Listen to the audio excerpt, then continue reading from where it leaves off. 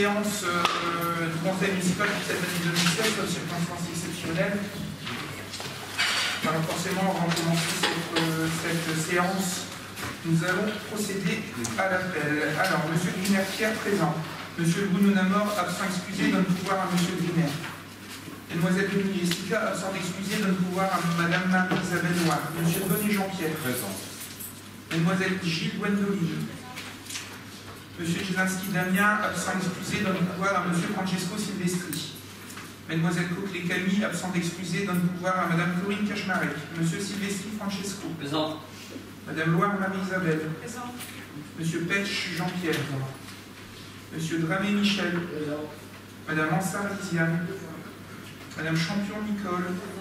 M. Lecoq Jean. Présent. Mme Cachmarek Corinne. Présent. M. Larsin Patrice. Présent.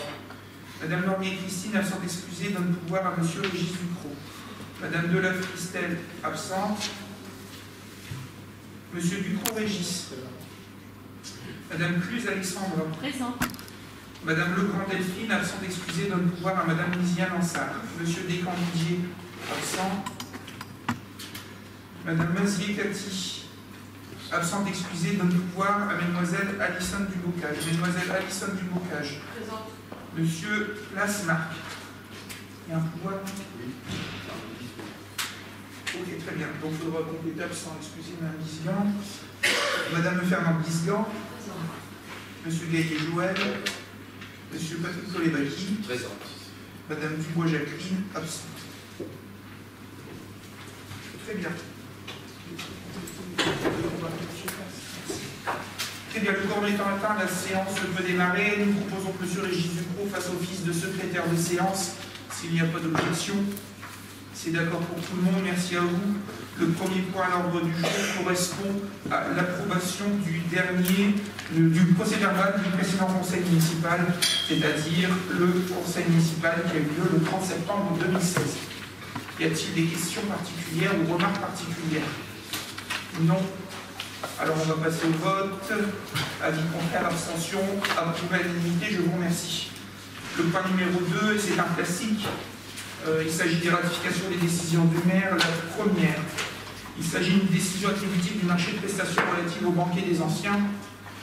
Donc il s'agit d'un accord cadre à bon de commande qui a été conclu avec le relais des Moulineaux, domicilié 6 chemin des Moulineaux à Courday-sur-Escaut, représenté par M. Éric Covin. Le prix par personne est de 23 € TTC. Le prix de ce marché s'élève à 8 533 € TTC pour 371 repas. Pas de remarques particulières? Très bien.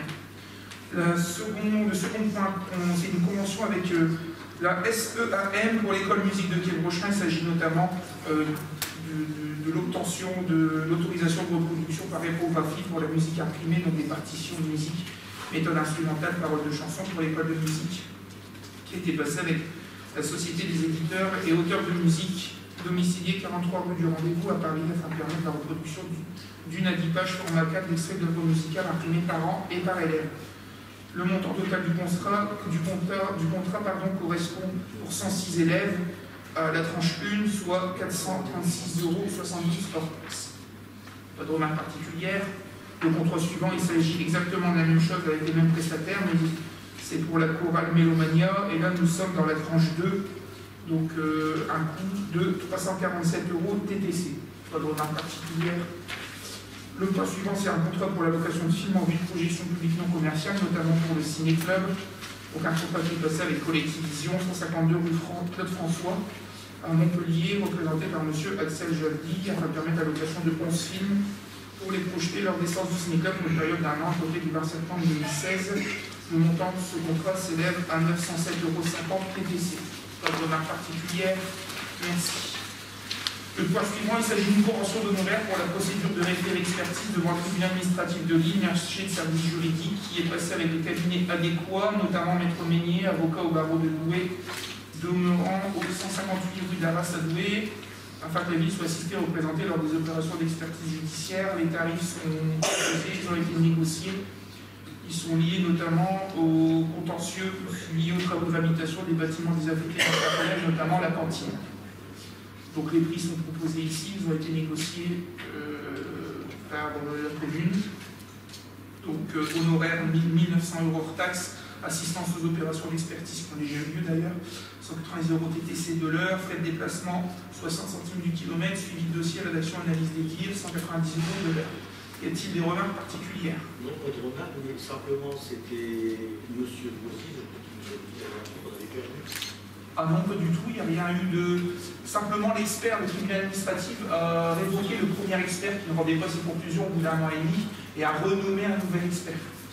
Donc actuellement, le tribunal administratif ne s'est toujours pas prononcé sur le sujet et le rapport d'expertise du second expert ne devrait pas tarder.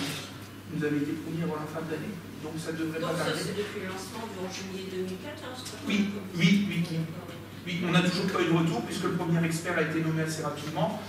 Il a fait une première réunion déjà très tard, il n'a pas rendu ses conclusions. Non, tant mieux, mais moi je me souviens que M. Boissy nous avait dit qu'on avait perdu avec l'assurance. Dommage ou bien, on n'avait pas la bonne assurance. M. Boissy, en fin 14 ou début 15. Effectivement, Alors tant mieux, hein, si on regarde pas, tant mieux. Vous vous en souvenez de ça ou pas? Oui, je me souviens, M. Gagny. Si je peux me permettre. Oui, Je pense me souvenir que vous aviez soulevé une question qui était celle de savoir si on pouvait activer auprès de l'assurance. Alors la réponse que je pense avoir, c'est la mémoire mais la réponse que j'avais apportée, c'est que, étant donné que le sinistre, le désordre est intervenu avant la réception de chantier, on ne pouvait pas activer l'assurance dommage ouvrage. On ne pouvait que faire une action directe à l'endroit des différentes sociétés. On ne pouvait pas utiliser l'assurance dommage ouvrage avant la réception de travaux, tout simplement. C'est ça. D'ailleurs, le chantier a été réceptionné que partiellement, uniquement pour la PMI et le logement. Le bâtiment de l'autre côté, il n'y a pas eu de réception. Voilà, pas d'autres remarques, c'est bon pour vous. Le point suivant, il s'agit d'une déclaration de résiliation pour motif d'intérêt général du marché de maîtrise d'œuvre pour la réalisation d'une voirie de liaison et d'une voirie annexe pour le lotissement Vanossé. Effectivement, le conseil municipal, le 7 juillet 2016, s'est prononcé pour porter le report signifié du projet d'aménagement et de lotissement des Vanossé pour un motif d'intérêt général. Cette décision est rendue exécutoire, par conséquent le marché de maîtrise d'œuvre passé avec la SAE, la GECI France Ingénierie, domicile 15 boulevard Froissart à Valenciennes, représenté par M. Valéry Mélis, a été résilié. Les montants du frais de résiliation sont de 1 253,07 €. Des questions particulières? Non. Rien de spécial? Sur des contre, puisqu'on a dit. Donc vous... un avis contraire. Ok. Pour le reste, c'est bon. Unanimité, majorité et 3 avis contraires plus 1 en voix représentée. Le point suivant, il s'agit d'une convention avec le Compass TIS dans le cadre de la politique de la ville. Donc il s'agit notamment d'une étude d'analyse des besoins sociaux pour la commune de Thiers-Rochin, donc étude des diagnostics sociaux du territoire, quelle action sociale pour l'avenir. Une convention a été passée avec la SRL Compass TIS, centre d'observation et de mesure des politiques d'action sociale, traitement des informations sociales, qui est domicilié 15 terres boulevard Jean Moulin à Nantes, représenté par M. Hervé Guéry, directeur. Le montant total du contrat est de 14 400 €, en TTC 17 280 €. Les détails sont donnés, ça se travaille en 3 phases, et nous avons eu une subvention dans le cadre de la politique de la ville, je ne sais plus à quelle hauteur, 50% je crois, ou 10 000 €, je ne sais plus jusqu'à quel niveau on avait été financé, mais il y a une partie prise en charge dans le cadre du contrat de ville. Des questions particulières? C'est le reste à charge, c'est quoi, c'est ça? Je ne sais plus le détail, peut-être M. Boaziz l'avez-vous, non? Elle est dans le contrat de vie. Et qu'il y avait un financement, mais la hauteur du financement, ça doit être, je crois, minimum 50%. Mais je ne saurais pas vous dire une somme. Je n'ai plus dit, j'ai pas envie de vous donner une mauvaise information, mais c'est au minimum 50%. Mais c'est la politique de la ville 2015? Oui. Donc l'étude n'a pas encore été lancée? L'étude a été lancée ici. Elle vient d'être lancée. Là, vous la payez. C'est pour ça qu'on passe la décision maintenant. Elle a été lancée quand? Alors ici, dernièrement, à la rentrée. C'est vraiment Oui. récent. Oui. Comment ça se fait que ça se fait maintenant? Comment ça se fait que ça fait maintenant? Parce que ça se fait maintenant qu'on a eu d'autres choses à passer en priorité, d'autres dossiers à traiter en priorité. Donc voilà. Et pourquoi un cabinet à Nantes pour une étude? Alors cette métropole ne pouvait pas nous conseiller un cabinet? Parce que c'est un cabinet qui a fait un excellent travail sur certaines communes du secteur, notamment Ronin récemment. Et je ne sais plus encore quelle commune, je crois qu'ils ont travaillé sur Beuvrages aussi. Donc voilà. On a regardé un petit peu les références du cabinet, forcément. Voilà, allons-y. Y a-t-il des avis contraires, des abstentions? Donc 3 plus 1, ça fait 4 abstentions. Pour le reste, c'est OK. Le point suivant, il s'agit d'une convention partenariale avec la Ligue de l'enseignement dans le cadre de la politique de la ville. Donc une convention est passée avec la Ligue de l'enseignement, Fédération du Nord, domiciliée rue Alphonse-Mancier à Lille, représentée par M. Jean-Pierre Delcambre, afin d'obtenir un accompagnement et de bénéficier d'une animation des temps collectifs en vue de la mise en place d'un conseil citoyen quartier, encore une fois dans le cadre de la politique de la ville. La convention, montant total de la convention 3 000 € avec une partie qui est prise en charge aussi dans le cadre du contrat de ville. Des questions particulières? J'ai pas très bien compris, là, j'ai été faire des recherches sur le tableau de la politique de la ville 2016. Donc on voit bien qu'il y a une ligne au niveau d'avis conseil de citoyens, mais le coût total est de 18 990 €. C'est ça? Non, je pense pas. Alors c'est quoi ça? Je ne le retrouve pas dans le... Il s'agit simplement d'une mission d'accompagnement pour le conseil citoyen. Après les 18 000 €, ça doit être un budget global. Il ne doit pas avoir que cette prestation-là. Oui, ça doit être une part de prestation. Voilà pour les informations. Y a-t-il des questions particulières? On est déjà à la deuxième réunion du Conseil citoyen. Il y a déjà eu 2 réunions. La dernière réunion s'est tenue lundi dernier. Donc quel schéma, quelle procédure on applique pour faire ce Conseil citoyen des quartiers? Eh bien, on a appliqué ce que la politique de la ville nous demande, c'est-à-dire qu'on a fait, des gens issus des quartiers et Didier Monnier a fait un petit peu une sorte de bataille navale. On a divisé on a donné des chiffres ou des lettres aux rues et des chiffres au numéro de maison. On a tiré au hasard le numéro de maison. B12, c'était le 18 rue Mozart, mettons, résidence Mozart, et à partir de là, la personne qui habite au 18 résidence Mozart a été invitée à rejoindre le conseil citoyen. Il n'y avait pas d'élus dans ce conseil. Les élus sont interdits dans les conseils citoyens. Et donc il va y avoir des comptes rendus de ces conseils, parce que je vois qu'après on est concerné par la taxe d'habitation, puisqu'il faut toujours une mise en relation, une mise en synergie pour qu'on puisse appliquer cette taxe, parce que cette taxe qu'on va voir dans les points suivants, c'est bien l'État qui va payer dans le cadre de la politique de ville, avec la mise en place de conseils citoyens. Oui, mais je ne vois pas le lien entre le conseil citoyen et la réduction de taxes foncières sur les propriétés bâties des bailleurs sociaux. Le lien, c'est que pour avoir cette compensation de l'État, il faut mettre en place ce conseil citoyen. Le conseil citoyen est mis en place, mais ce n'est pas le conseil citoyen qui valide la programmation d'utilisation des fonds par les bailleurs qu'on va voir. Qui donne son avis. Qui donne son avis, oui. Voilà, pour ça que je vous demandais, en préambule, si ce conseil citoyen s'est réuni, vous me dites que c'est la deuxième fois qu'il s'est réuni, donc je vous demande, en deuxième question, s'il y aurait un compte rendu de ce conseil citoyen. La première réunion était une réunion de présentation et d'installation. La deuxième réunion, je n'ai pas eu le retour puisqu'elle s'est c'est passé simplement en début de semaine. Pour l'instant, pas de compte rendu formel sur le sujet. Et les habitants ont répondu présent quand oui. Ont été choisis. Première réunion, il devait y avoir 12 ou 13 personnes. Il manquait 5-6 personnes. Et la deuxième réunion, il devait y avoir à peu près le même nombre de personnes, sauf que certains qui étaient à la première réunion se sont excusés et d'autres qui ne pouvaient pas venir à la première sont venus. Donc, ça tombe plutôt bien. Voilà. Est-ce que c'est bon pour tout le monde? Y a-t-il des avis contraires, des abstentions? C'est d'accord pour tout le monde? Très bien. Le contrat d'engagement avec le Chauban JNC, c'est Peluche. Donc un contrat a été passé avec Chauban JNC, c'est Peluche, représenté par M. Dominique Cagnier, domicilié 62 rue Émile-Aguerre à l'ancienne. Le contrat, il s'agit d'un contrat pour une fête d'animation avec le Peluche dans le cadre du marché de Noël qui a eu lieu la semaine dernière. Le montant du contrat s'élève à 450 €. Des questions? Non, c'est bon pour tout le monde, merci. Le point suivant, c'est un contrat d'engagement avec Bélis Magie, représenté par M. Antonino Bellistri, domicilié rue du Pissot à Secours pour une prestation artistique de magicien illusionniste, toujours dans le cadre du marché de Noël. Et le montant total de ce contrat s'élève à la somme forfaitaire de 290 €. Des remarques particulières? C'est bon pour tout le monde, merci. Le contrat de cession avec Nat Événement pour le spectacle Gugus, La Piste Enchantée. Donc un contrat passé avec Nathalie Ripoire, domicilié 190 rue de la Mairie, à l'Entretin-les-Arbres, afin de permettre deux représentations du spectacle Gugus, La Piste Enchantée, à 9h et 10h15, le mardi 13 décembre, dans la salle des fêtes pour les écoles maternelles. Enfin, les élèves des écoles maternelles, le montant du contrat s'élève à 1 700 €. Pas de remarque particulière. Le contrat suivant, c'est toujours avec la même société, mais il s'agit de deux représentations du spectacle Aurélien le magicien, à 9h à 10h15, demain, vendredi 16 décembre, dans la salle des fêtes pour les élèves de l'école Jean-Marie Brisson. Le montant total du contrat est de 1 700 €. Pas de remarque particulière? Merci.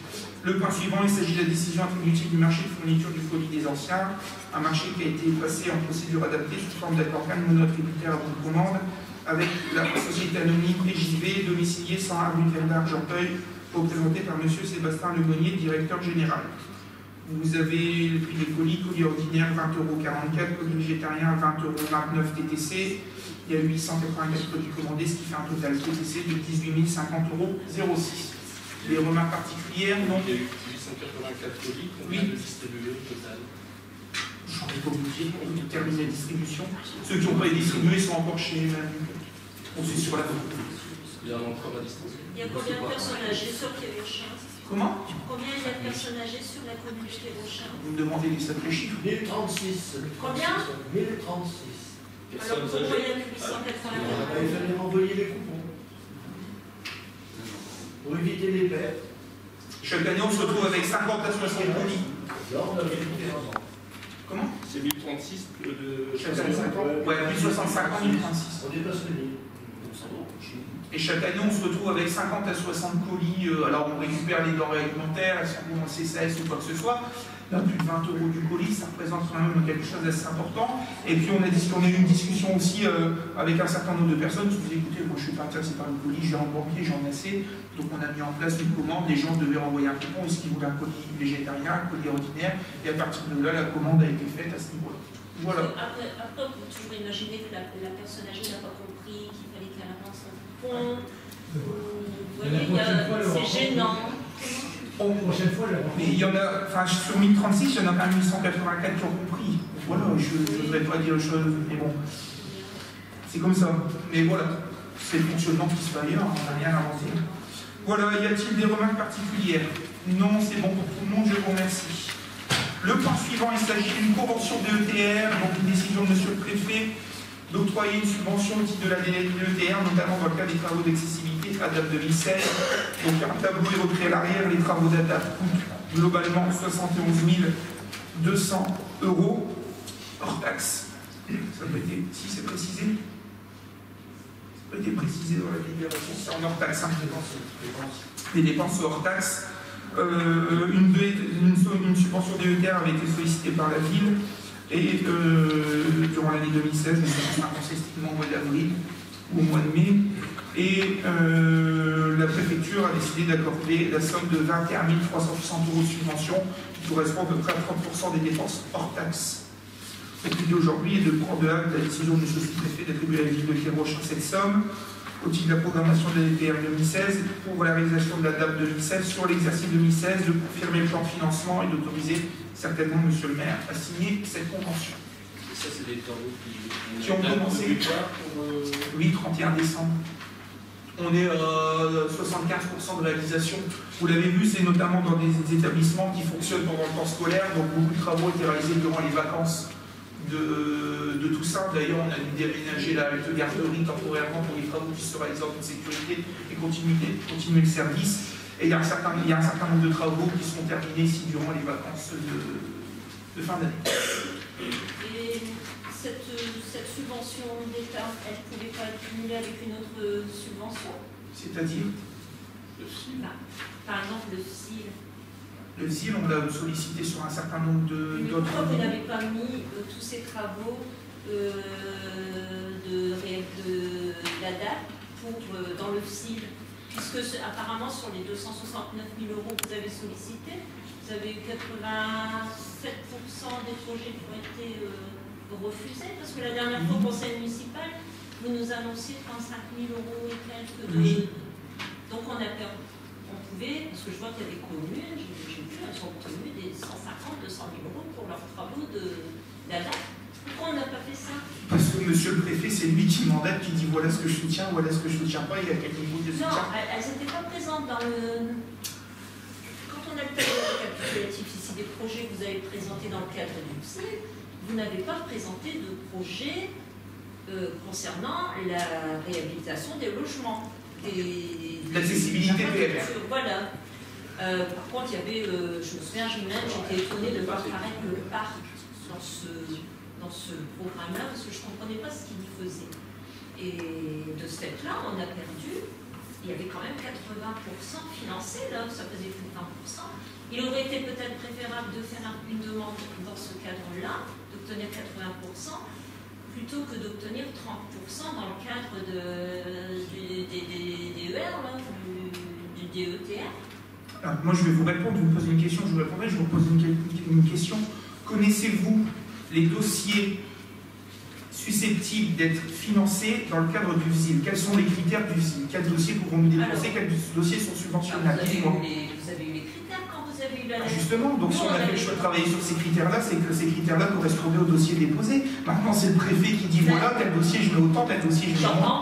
J'entends bien, mais vous, politiquement, est-ce qu'il n'était pas préférable de privilégier les travaux de réhabilitation plutôt que le parc?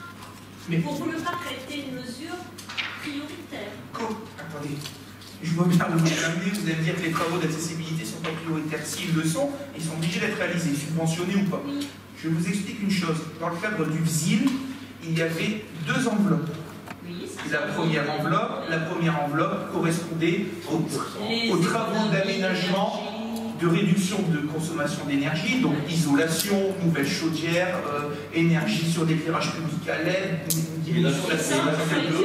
Et là, sur cette même enveloppe, deuxième axe, travaux d'accessibilité. Seconde enveloppe, travaux d'aménagement pour les communes, pour les centres-bourgs, pour les projets importants de centres-bourgs.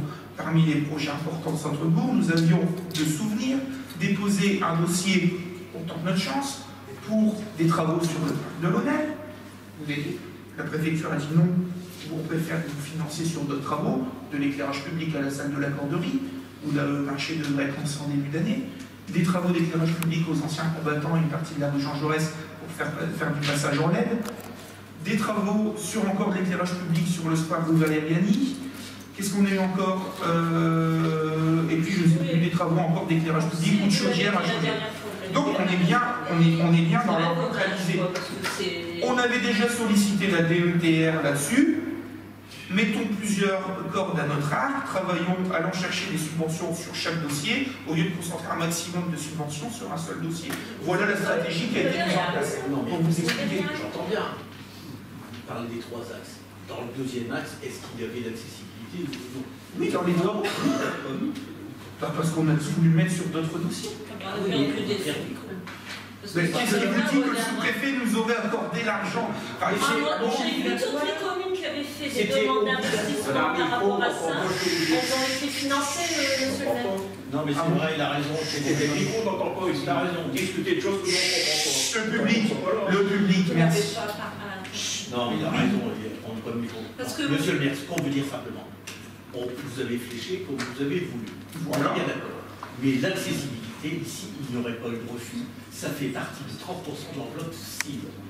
Si vous avez mis un peu plus dans le cible, au détriment d'autres projets qui n'ont pas été financés. Donc on était gagnant. Voilà, c'est tout. C'est une remarque qu'on fait, c'est tout. Après, au-delà de ça, attendez, il y a quand même des arbitrages qui sont faits. Je connais une commune voisine, là, où il y a un moment donné ça, où la commune a sollicité plus de 200 000 € pour son agenda d'accessibilité programmée, elle a reçu 68 000 €, et je suis sûr qu'elle avait demandé beaucoup plus que 68 000 €. Je ne peux pas faire plan sur la comète.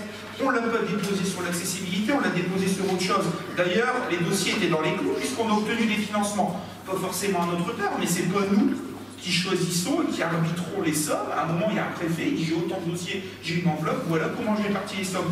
Il n'est pas dit que si on avait concentré la sollicitation de l'enveloppe ZIL sur les dossiers d'accessibilité, qu'on aurait eu une prise en charge plus importante, puisque les dossiers qu'on a déposés correspondent aussi à une enveloppe du ZIL et on a obtenu des subventions. Vous auriez préféré qu'elle soit, si vous aviez été en place, vous l'aurez orienté là-dessus. On l'a orienté sur d'autres choses, mais on n'est pas passé à côté de la subvention puisqu'on n'a pas obtenu des fonds. Si on n'avait rien obtenu, je me dirais oui, effectivement, on n'a pas rempli le dossier comme il faut. Il faudrait peut-être qu'on apprenne à relire un dossier, à le remplir. Là, c'est pas le temps. Mais quand même, soyez plus ambitieux. Vous avez fait une demande de financement de 269 000 €. Vous n'avez obtenu que 35 000 €. Quelque part, c'est frustrant. Il y a un problème par rapport au montage des dossiers. C'est pas normal qu'autant de dossiers étaient retournés. Les services travaillent mal, alors écoutez. Pourquoi les élus n'ont pas travaillé? Non, mais écoutez, ça se travaille mal, alors. C'est les élus qui travaillent. Ça se travaille mal. Écoutez, maintenant, moi, je vais vous dire, je vous répète une chose. On est en train de faire un débat pendant 2 heures sur un sujet. Il y a des subventions qui tombent, des subventions. On a nos dotations, notre État baisse. Là, on a une opportunité avec une enveloppe conséquente. Vous êtes en train de dire un petit peu, vous dites un petit peu n'importe quoi parce que vous êtes en train d'essayer de faire comprendre aux gens qui vont regarder cette vidéo que la ville a perdu de l'argent. Et moi, je ne pense pas que la ville a perdu de l'argent, puisque les subventions qui ont été sollicitées, on a obtenu un certain nombre de subventions. Si effectivement on aurait déposé des dossiers qui n'auraient pas été recevables, là, les dossiers auraient été mal montés. Là, c'est pas le cas. Il y a une question de fléchage. Vous choisissez d'une manière, on a choisi de flécher autrement, c'est tout. Je vous rappelle simplement une chose, qu'on ne peut pas aller au-delà de 80% de financement extérieur, qu'avec la DETR, on a déjà 30%, et que l'enveloppe ZIL, alors je ne suis pas très bon en calcul mental, mais que le delta qu'il y a entre l'enveloppe, les 80% et les 30% déjà financés, je pense pas qu'on soit, je pense peut-être qu'on est autour des 35 000 euros, mais on n'aurait pas eu beaucoup plus que 35 000 euros. On fait plus, parce qu'il y a encore des travaux l'année prochaine de prévu. Attendez, alors là, il y a une autre chose, Mme Disant, vous n'avez pas encore compris. Il y a un principe de finances publiques. D'ailleurs, relisez bien la délibération. La délibération, elle correspond à une enveloppe 2016 pour des travaux 2016. Vous me demandez d'intégrer des travaux 2017 et 2018 sur une subvention 2016.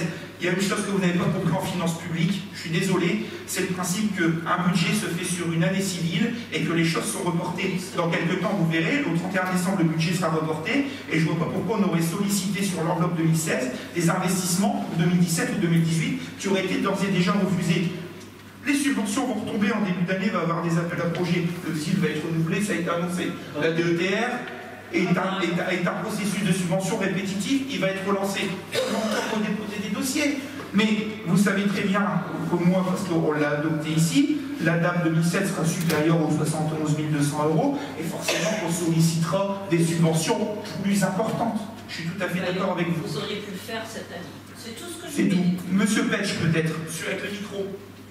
Il faut voter. Voter et puis passer au suivant. Voilà. Eh bien, votons sur ces sages paroles. Est-ce que tout le monde est d'accord pour accepter la subvention, autorisée à signer, que la programmation, tout soit réalisé avant le 31 décembre? C'est OK pour tout le monde? À l'unanimité? Merci. Autant de débat pour ça. Non, mais voilà, on exprime des idées aussi. Je suis tout à fait d'accord, vous avez fait les choses d'une certaine manière, différente. Qui serait rentré dans les clauses. Maintenant, attention, est-ce qu'on aurait eu là-dessus autant suivi ou pas? Je ne sais pas. À un moment, il y a des arbitrages qui se font au niveau de la préfecture, je ne peux pas savoir. Monsieur Binaire, vous savez Il y a un débat quand même, on peut avoir un débat, autrement moi je m'en débat. Vous savez pertinemment que l'enveloppe, elle a été presque doublée par rapport à 2016, qu'elle est reconduite. Pourquoi? Parce que c'était une enveloppe annuelle exceptionnelle.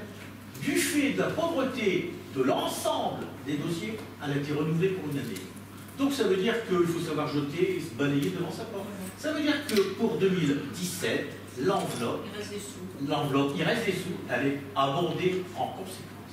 Ça veut dire qu'en 2016, on n'a pas consommé. Quand je dis on, c'est-à-dire tout le monde. Alors je dis, il faut savoir aussi balayer devant sa porte. Voilà ce que je dis. Mais on n'a pas. Mais il y a des entreprises quand même, parce qu'il y a quand même des communes qui ont râlé de ne pas avoir ce qu'elles avaient demandé. Je suppose que vous avez dû râler.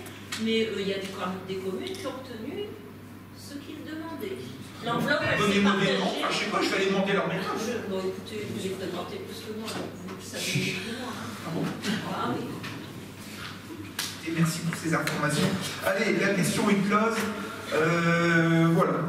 J'inviterai monsieur le préfet au resto pour qu'il soit plus sympa dans ses arbitrages prochainement, qu'il donne plus d'argent à la commune. Monsieur le préfet fait des favoritismes lorsqu'on l'achète.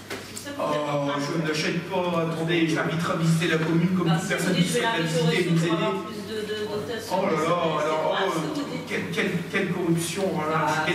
C'est très connu. Je suis quelqu'un qui se rend dans ce genre de choses. C'est très connu. Faites attention à ce que vous dites, monsieur. Pas des choses comme ça. Allez. Le point suivant, le FTU, même chose, il s'agit de l'approbation d'une convention avec le conseil régional dans le cadre des travaux, du fonds de travaux urbains. Donc même chose dans le cadre de la politique de la ville, il s'agit d'une enveloppe de 24 000 euros, 12 000 villes, 12 000 euros qui viennent du conseil régional de la région Hauts-de-France. L'objectif aujourd'hui est de valider valider la convention avec le conseil régional et d'obtenir une subvention de 12 000 € afférente à celle-ci, d'autoriser monsieur le maire à cette convention. Des questions particulières? Non? Oui. La gestion de cette enveloppe, comment fonctionne? Il faut un comité de pilotage et nous proposons, pour être logique, que le comité de pilotage soit composé des membres du conseil citoyen. Donc c'est plus géré avec le CIVOM? Non, le CIVOM ayant perdu la compétence politique de la ville. Le contrat de ville depuis 2015-2020 a été signé entre la commune et voilà. Oui, on va y associer, mais je veux dire, en quand même le comité de pilotage, ce qui a été proposé, la discussion qu'on a eue élus et services, c'est de travailler sur la base du conseil citoyen, parce que cette enveloppe est aussi sur le quartier en contrat de ville. Donc c'est un dispositif et une enveloppe en plus qui apporte des moyens en termes de travaux de proximité et de réflexion qui peuvent être menés dans le cadre du conseil citoyen. Pour revenir à ce conseil, les habitants qui font partie de ce conseil sont bien représentatifs de notre commune? Oui. Ils sont bien... Oui, parce que ça a été une bataille navale, je vous le dis. Les secteurs, ça a été sectorisé, et il y a autant de personnes par rapport au nombre d'habitants. S'il y a beaucoup d'habitants concentrés, les immeubles collectifs, il y a une concentration de beaucoup d'habitants à un même endroit par rapport à l'habitation diffuse. Donc forcément, ces secteurs-là ont plus de représentants, puisqu'il y a beaucoup plus d'habitants, et une représentation proportionnelle. Le dispositif a été bien appliqué. D'ailleurs, on avait le délégué du préfet par intérim, puisque le monsieur Dumont n'était pas encore nommé à l'époque, qui est venu et qui a participé, comme le prévoit le protocole, à la désignation des membres du conseil citoyen. Voilà. Est-ce qu'il y a des avis contraires, des abstentions pour cette convention sur le FPU? C'est OK pour tout le monde, vote à l'unité, je vous remercie. Et vous nous présenterez le comité dans le conseil, puisque c'est précisé dans la convention. Comment? C'est précisé que vous deviez aussi nous présenter la composition de ce comité en conseil municipal. Bah, je viens de la donner, c'est le conseil citoyen. Si vous voulez la composition du conseil citoyen, il n'y a aucun souci, il n'y a rien à cacher. Il n'y a aucun souci. C'est voté, c'est bon, merci. Le point suivant, c'est une convention affaires générales, convention avec les intervenants participant au temps périscolaire pour l'année 2016-2017 pour la deuxième période. Donc voilà, y a-t-il des questions particulières? Les tableaux sont repris, tout est bien détaillé avec le nombre d'heures. Pas de remarques particulières, c'est bon pour tout le monde, le vote est ouvert, abstention, avis contraire, vote à l'unité, je vous remercie. Le point suivant s'agit de décisions modificatives budgétaires sur le budget ville. Elles sont notamment liées aux travaux en régie, dont le tableau est repris juste après et qui demandera validation. Est-ce qu'il y a des remarques particulières? Non, pas de remarques particulières. J'ouvre le vote, avis contraire, abstention, vote à l'unité, je vous remercie. Le point suivant, il s'agit aussi de décisions modificatives budgétaires sur le lotissement des vanneaux, notamment de la régularisation. C'est des petites sommes en régularisation, donc en recettes de fonctionnement, dépenses de fonctionnement qui s'équilibrent, la même chose en investissement. Quand j'ai des petites sommes en fonctionnement, c'est 167,80 € et en investissement, 418,32 €. Des questions, des avis contraires, des questions, votez à l'unité, je vous remercie. Pour le point suivant, lotissement des verries, même chose. Une DM, il s'agit de régularisation administrative, donc même chose, pour une somme de 390,89 €. Des questions particulières? Non. C'est quoi ces petites sommes en général? Monsieur vous assiste peut-être? C'est une demande du Trésor public, c'est des petites sommes en régulé avec le percepteur, avec le service finance. Qu'est-ce que des normes lotissement des verries? C'est quoi le Vous devez le savoir, c'est vous qui l'avez délibéré. Non, mais le lotissement des verries. Le lotissement des ferries, c'est toute la zone sur les verries.